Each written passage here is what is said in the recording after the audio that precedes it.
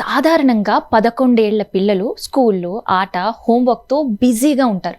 కానీ ఈ భారతీయ బాలుడు మాత్రం అదే వయసులో ఒక టెక్ సాఫ్ట్వేర్ను ప్రారంభించి అందరినీ ఆశ్చర్యపరుస్తున్నాడు.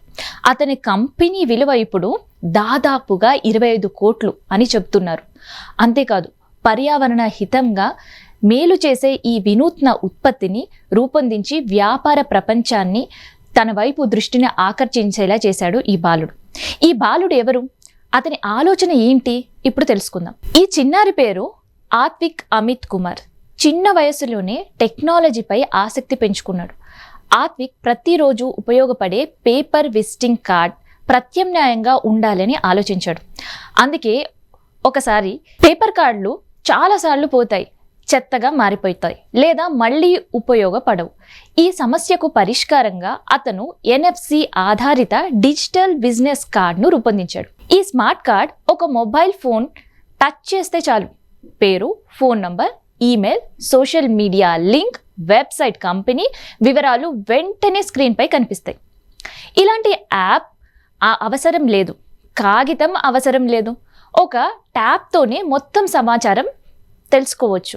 ఈ ఆలోచనతో ఆత్విక్ జోజో నెట్వర్క్ అనే ఒక స్టార్టప్ని ప్రారంభించాడు. అతని ఉత్పత్తి మంచి స్పందన రావడంతో పెట్టుబడిదారులు కూడా ఆసక్తి చూపారు. ప్రస్తుతం ఈ స్టార్టప్ విలువ సుమారు 25 కోట్ల వరకు చేరిందనే అంచనా నివేదికలు చెబుతున్నాయి.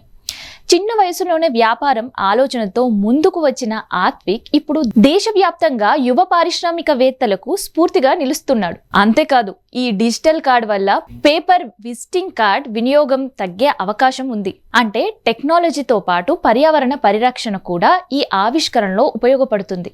ఇదే ఆత్విక్ ఆలోచన ప్రత్యేకత. మొత్తానికి వయసు అనేది విజయానికి అడ్డంకి కాదు. ఆత్విక్ అమిత్ కుమార్ మరోసారి నిరూపించాడు. సమస్యను గుర్తించి దానికి సాంకేతిక పరిష్కారం చూపించే ఈ చిన్న ఆలోచన కూడా కోట్ల రూపాయల వ్యాపారంగా మారుతుందనే విషయాన్ని ఈ కథ స్పష్టంగా చెబుతుంది. నేటి పిల్లలు కేవలం చదువులతోనే కాదు, ఆవిష్కరణ, స్టార్టప్, టెక్నాలజీతో కూడా ప్రపంచ స్థాయిలో సత్తా చాటగలరని ఈ విజయం సాధించిన ఈ చిన్నారి విజయంపై మీ అభిప్రాయం ఏంటి? ఇలాంటి స్టార్టప్ భారత భవిష్యత్తుని మార్చుకోగలదా? కామెంట్స్లో మీ అభిప్రాయాన్ని తెలియజేయండి.